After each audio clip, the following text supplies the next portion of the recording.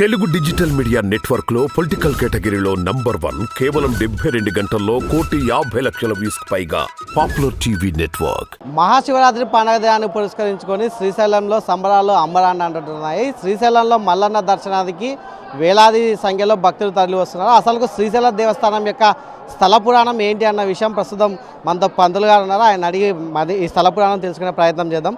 సమయం చెప్పండి, శ్రీశైలం క్షేత్రంకు ఉన్నటువంటి స్థల పురాణం ఏంటి? ఓం నమ శివాయ. శ్రీమాత్రే నమః.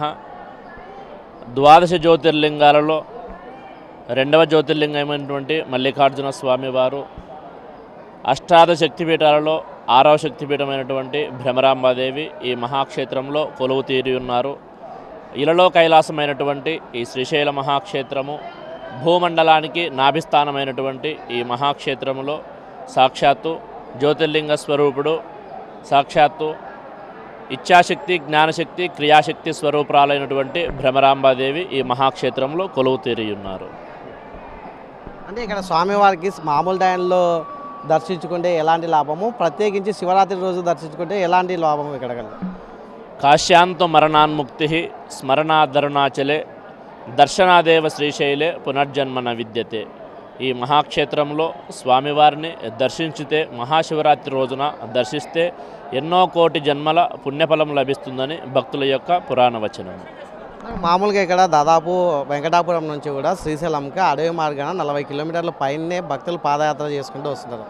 అంటే ఆ పాదయాత్రకు ఉన్న ప్రత్యేకత ఏంటి ఇక్కడ? మొదట ఈ పాదయాత్ర కర్ణాటక భక్తుల నుంచి మనకు సాంప్రదాయంగా వచ్చింది. కర్ణాటక భక్తులు అమ్మవారును వాళ్ళ యొక్క ఆడపడుచు అనే ఉద్దేశంతో వాళ్ళు కర్ణాటక నుండి ప్రతి ఒక్క గ్రామం నుండి కూడా అమ్మవారికి సార తేవడం ఆనవాయితీగా వచ్చింది. దాన్ని దృష్టిలో ఉంచుకొని మన వాళ్ళు కూడా, మన తెలుగు భక్తులు కూడా ఉభయ రాష్ట్రాల నుంచి పాదయాత్రగా శ్రీశైలం చేరుకుంటున్నారు. అంటే మామూలుగా ఇప్పుడు శివరాత్రికి, ఉగాది 2 చోట్ల ఇక్కడ ఉత్సవాలు జరుగుతూ ఉంటాయి. అంటే ఎన్ని వేల మంది ఇక్కడికి వచ్చి స్వామివారిని దర్శించుకునే అవకాశాలు? కర్ణాటక నుంచి ఉగాది పర్వదినానికి భక్తులు పాదయాత్రగా వచ్చి దర్శించుకుంటారు. ఈ మహాశివరాత్రికి మాత్రము మన ఉభయ రాష్ట్రాల నుంచి తెలుగువారు ప్రత్యేకంగా ఈ క్షేత్రానికి చేరుకొని స్వామి అమ్మవార్లను విశేషంగా దర్శించుకుంటారు.